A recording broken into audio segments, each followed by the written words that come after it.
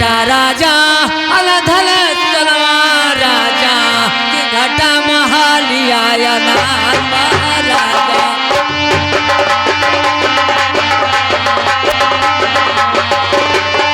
की घटा महालिया महाराजा हो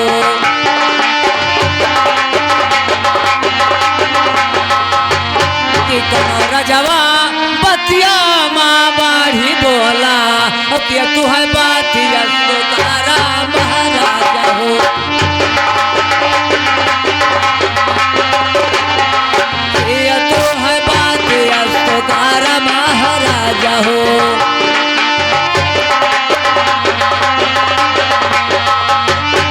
साफ साफ बतिया बताओ महाराजा हो तब पर दिल करार महाराजा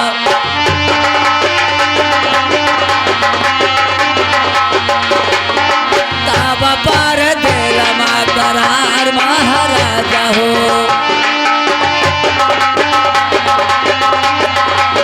आए बैठो राजा अरे सिरवा झोंकाई कहे ढोल नहीं नवाज में महाराजा हो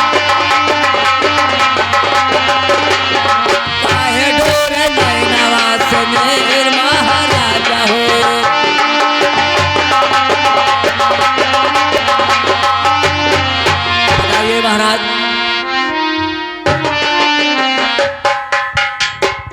अरे सुनो सुनो मंत्री अरे हमरा बाचलिया भैया मंत्री तली सुनो यार जय हमार भैया मंत्री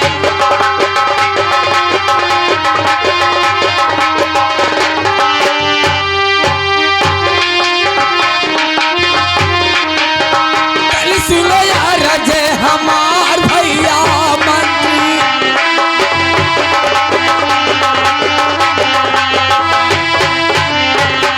अरे नाही घटे हो मंत्री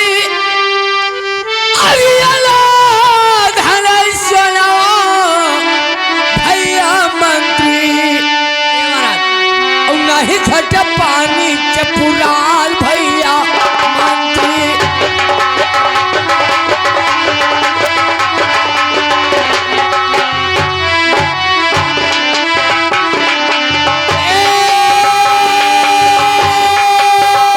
भैया मंत्री हो नहीं घट पानी के पुराल भैया मंत्री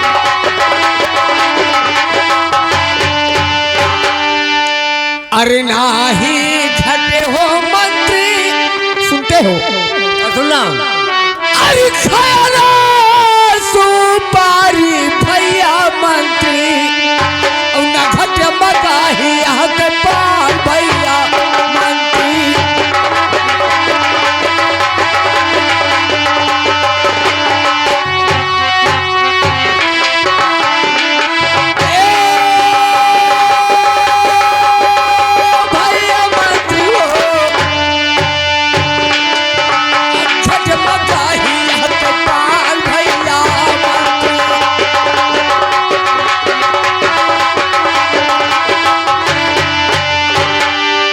अरे नाही कोई हो मंत्री सुनते हो सुनाओ अरे पढ़ी चढ़ी बोला भैया मंत्री हो नहीं कोई बात से तुकारा भैया मंत्री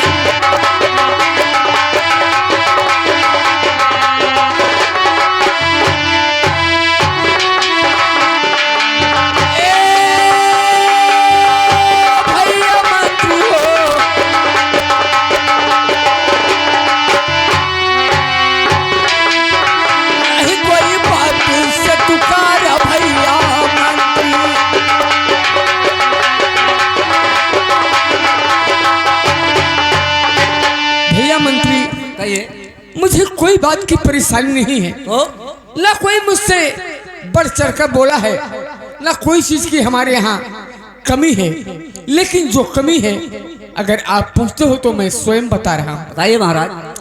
अरे काऊ कही मंत्री अयोध्या के बतिया भैया मंत्री हो कहले से फाटा थकले भैया मंत्री।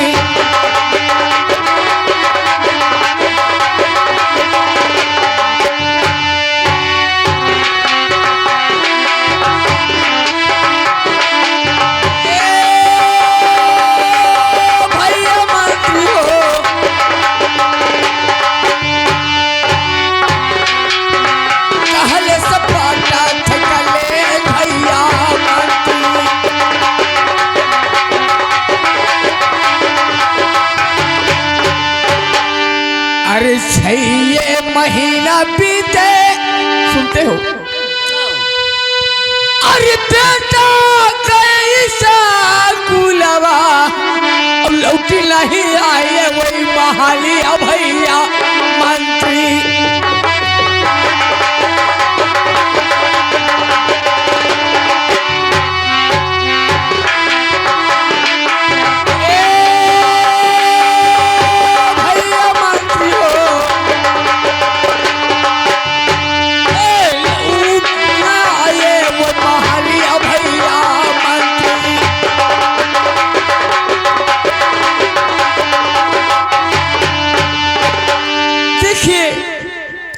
हमारे केवल एक ही बेटा था, जबकि हमारे कलेजे का टुकड़ा था और वो पढ़ने के लिए गए थे भैया।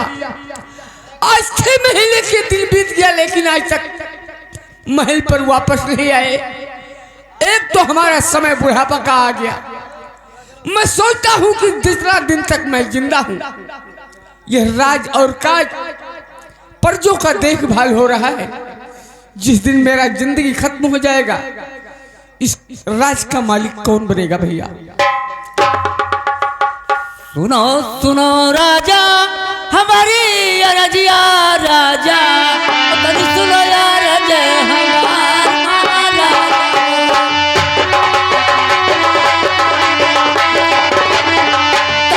सुनो यार जय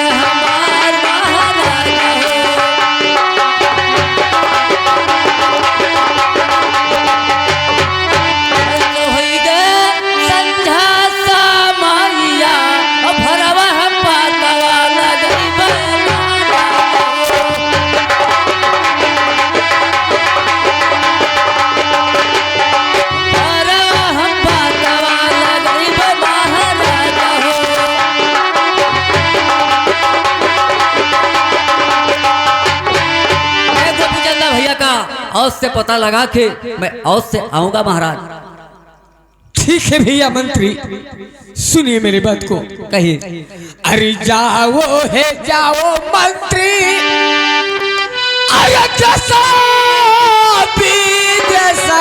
भैया मंत्री भूही लावो लावा हमार भैया मंत्री।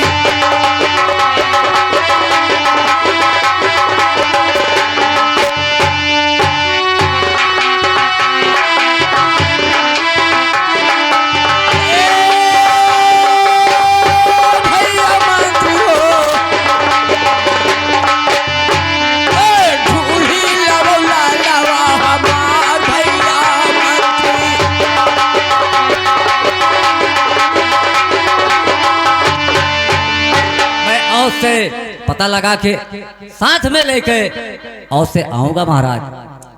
अरे जब तक बेटा नहीं आई है सामनवा भैया मंत्री हो, सुनते हो? अब टूट जाए है दामाए अब हमार भैया मंत्री।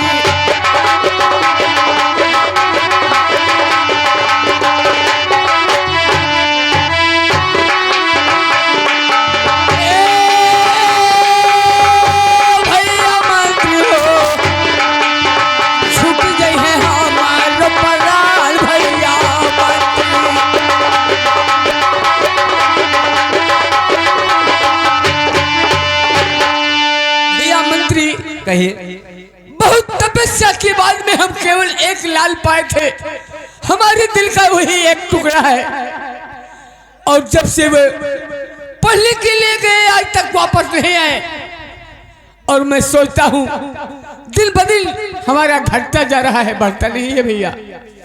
इस राज का और काज का मालिक कौन बनेगा? आप चलिए महल में आराम करिए महाराज, मैं और से पता लगा के आपके चरणों में पेश किया जाएगा महाराज। ठीक है मंत्री, आप जाइए। मैया का हवा लगाई यतना देर, हवा नवा तोहरा सोना लगे।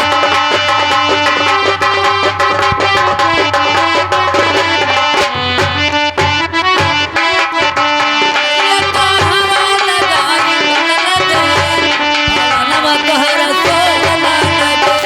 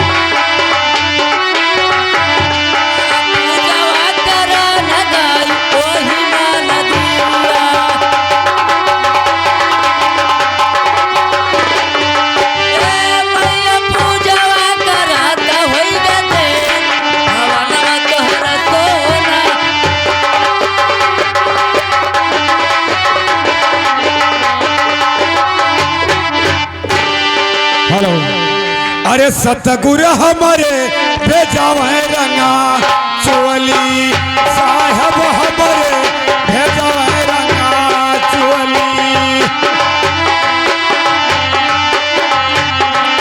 हाँ साहब हमारे भेजावे रंगा चोली। अरे भेजावे रंगा चोली साहब हमारे भेजावे रंगा चोली।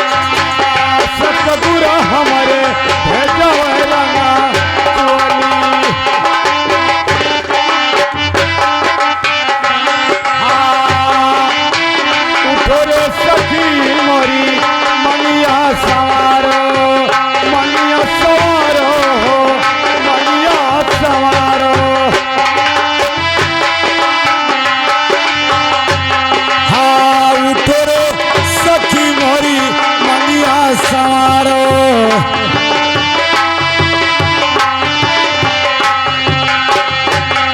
अरे हुए भुवर हम चढ़ल बैठोली साहेब हमारे भेजवरा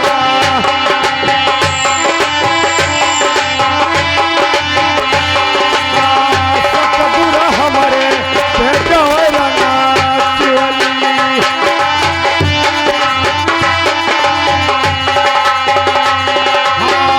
चार जन हो मिले आनंद आए सखी आनंद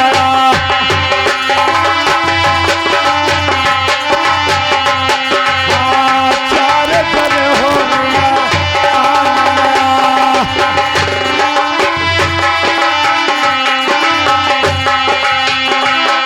अरे चलते के बेरिया कहू से नहीं बोली साहेब हमारे भेजवरा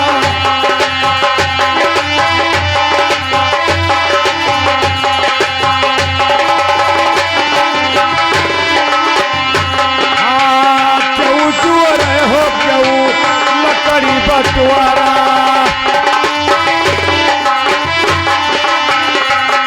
अरे क्यों चुअर हो क्यों लकड़ी बटवारा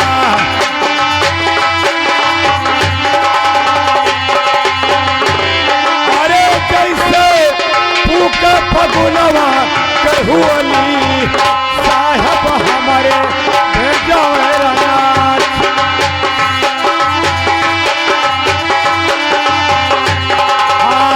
सतगुर हमारे भेजवरा चुअली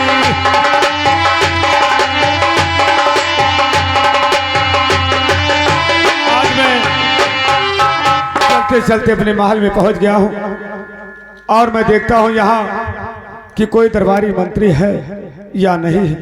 अरे भैया इस राज के कोई दरबारी मंत्री हो एक आते हो एक जाते हो, सोना हराम कर देते हो। वो नहीं देता थोड़ा सा अरे भैया इतना बात कहने पर आप लोग नाराज क्यों हो रहे मध्य हैं? नाराज नहीं बतिए हो सो नहीं देता पर एक जातक चलावा था दता हाथ टूट रोंग नट भय हो आप लोगों का सोना हराम हो गया भैया। अरे भैया मंत्री और दरबारी कहिए। मैं जिस काम के लिए आया हूँ आपके राज्य में मैं आपको अवश्य बताऊंगा। बताइए। ये बताएं भैया कि आप इस समय राजा रंग महल में हैं कि कहीं घूमने के लिए गए हैं? रंग महल माँ के घूम में गए हैं। हाँ भैया। मैंने डाका को मर भी हो का नहीं भैया हम लोग कोई डाकू नहीं है। डाकू घर लगता है तो हम तुम्हें डाकू दिखाई देते हैं भैया। दिन भर साध हो रात का डाकू। ये का हो तुम ये गुदड़ी है भैया। तो लाओ खाई दिखो। अरे भैया ये खाने वाली गुदड़ी नहीं है, ये पहनने वाली है। अच्छा बाबा जी हमारे राजा साहब इस समय रंग महल में है, बात क्या है? आपके राजा इस समय अगर रंग महल में है तो जा करके उनसे बोलो कि आपका बेटा गोपी चंदा दरवाजे पर खड़ा है और आपसे मिलना चाहता है। ओके भैया ये जैसे मौतिया आशा है मन। आते महाराजा गोपी चंदा हुई गोपी चंदा या नहीं घतन गोपी चंदा रहे नगर नगर में भिक्षा मांगत है या नहीं घत गोपी चंदा से पूछ कौन में रहे। मने गोपी चंदा तोहरे घर रहे क्यों राजा महाराजा रहे तोहरे घर आए भैया इधर इधर होके चला है। समय समय की बात है, समय होत बलवान। एक समय की बात है वही अर्जुन वही बान। आज मेरा सब टाइम समय घटा है, आप नहीं ये लोग संसार कहते हैं कि राजा गोपी चंदा इस समय भिखारी है। अगर मालिक देता है तो छप्पर फाड़ के देता है, अगर मालिक लेता है तो लपड़ मार के लेता है। बतिया बाबा जी सही वकील हम लोग का कर कैसे नहीं जमाया वजह राजा भैया देखो आवे ना दे घर क्या में मार डारा बन रहा है नहीं है। हां बारे रखो राजा साहब की जय हो। जय हो। कहिए मंत्री क्या कहें? द्वारे पे एक जोगी आया है, वो अपना नाम महाराजा गोपी चंदा बता रहा है। क्या महाराजा गोपी चंदा बता रहा है? देखिए एक तो हमारा दिल जल रहा है, हमारे राज्य में आग लगा है, हमारा बेटा गायब है। कौन हमारे बेटा का नाम लेकर यहाँ पर आया है? वो कह रहा है जब से आपसे मिल नहीं लूंगा तब से महल छोड़कर जाऊंगा नहीं। देखिए उसको जाकर भिक्षा देकर और अपने दरबार से हटा दीजिए। अरे भैया कहीं नहीं भिक्षा दे दो का भगाए दो माल से। अब वही सौकियर है। जाओ चला जाओ बाबा। तू चला जाओ बाबा। जाओ ना भैया हमरे का गुस्सा आएगा तो बड़ी परेशानी मच जाएगी। अभी तो कुछ नहीं बोले थे। आए भैया, अरे सुनो सुनो मंत्री, अरे हमारी अरजिया भैया, अरे तनी सुनो अरज हमार भैया मंत्री। हाँ तनी सुनो अरज हमार भैया मंत्री।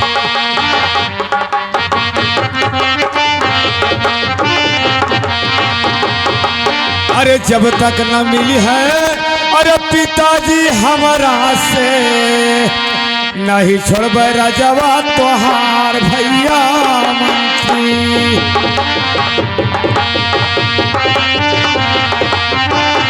हाँ नहीं छोड़ब राजवा तोहार भैया मंत्री।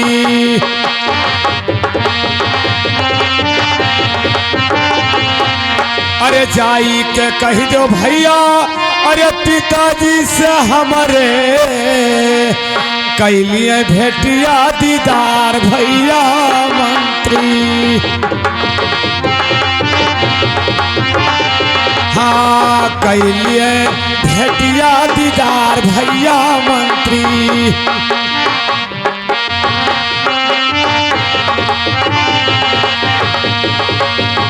अरे भैया मंत्री, जब तक मैं पिताजी से मिल नहीं लूंगा तो ये द्वार छोड़कर आपका जाने वाला नहीं। जा भैया जा, नहीं तो ये अखड़िया साधु जो शान बड़े खराब होत। आज कई गिर गिर नाचत थी। राजा साहब की जय हो। जोगी बाबा कह रहे हैं जब तक आपसे मिल नहीं लेंगे जब तक ये द्वार छोड़ के जाएंगे नहीं। क्या मुझसे मिलना चाहते हैं? ठीक है, जाकर इज्जत के साथ दरबार में हाजिर करो।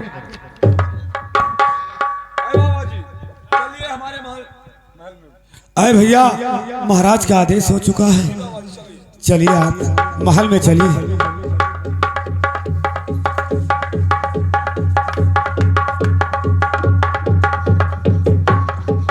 देखिए बाबा जी हमारे राज साहब सामने बैठे हैं, बात करेंगे। अरे भैया मंत्री और दरबारी आप लोग साइड में हो जाएं, मैं पिताजी से खुद बात कर लूंगा। अरे सुनो सुनो पिताजी हमारी अरजिया, अरे तनी सुनो यार जे हमार मोरे पिताजी।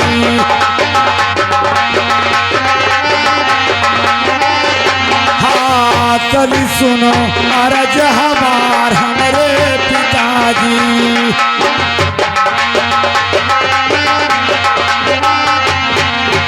अरे खोलो नैना अरे देखो समनवा पा, अरे खड़ा बाटे ललवा तोहार हमारे पिताजी।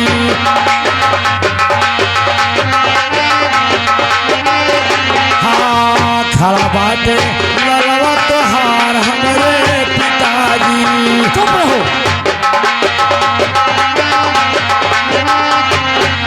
अरे उठ के आओ पिता हमारे समना पा, बालक का उठाइए वो गोद हमारे पिताजी।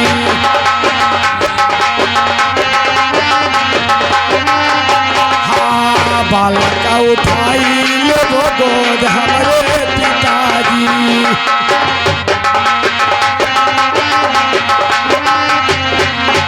अरे अपने हिजियरा से दई दो आश्री बता पिता, बेटा चल जो गारा भाव हमारे पिताजी।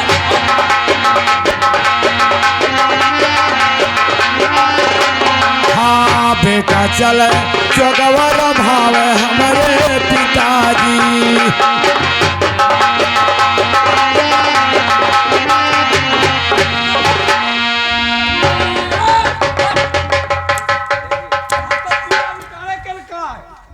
क्या रे? कातल के पिता निकारा है। अरे नहीं, जादे ये नहीं कहता क्या है, बोल रहा है? ये नहीं कहता, ये पिता का नाम लेता है। पिता निकारा नहीं नहीं, ऐसी बात नहीं है। अरे सुनो सुनो जोगी बाबा, अरे हमारा बाचनिया जोगी बाबा हो, चल सुनो धाई के धिया जोगी बाबा।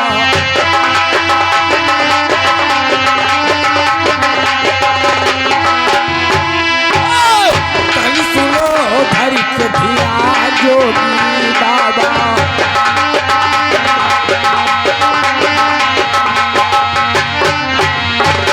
अरे जो जोगी तू अरे पिताजी के ला गई बोरी सीता जोगी बाबा हो, खिंचिए बैठाया हुआ तो हाँ जोगी बाबा।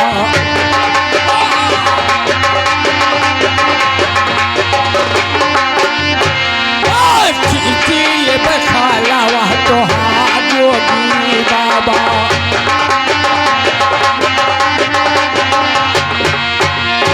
जोगी बाबा, अगर आप पिता का रिश्ता लगाए हरामजादे, तो हमसे बुरा कोई नहीं होगा।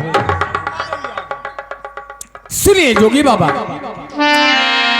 आपको मैं जब मानूंगा कि जब हमारे पूरे सवाल का जवाब दे देंगे, तब तो मैं मानूंगा कि वास्तव में हमारा बेटा गोपी संगा है। ये कोई छलिया है महाराज।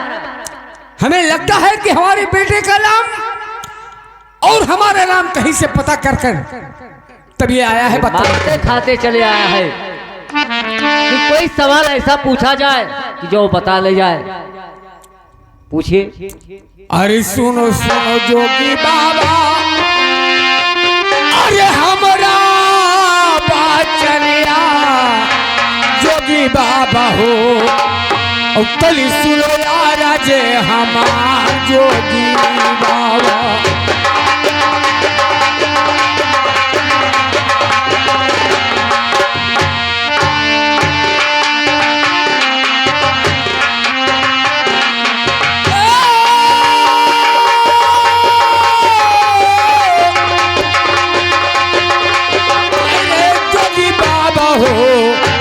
सुनो यार जे हमार जोगी बाबा।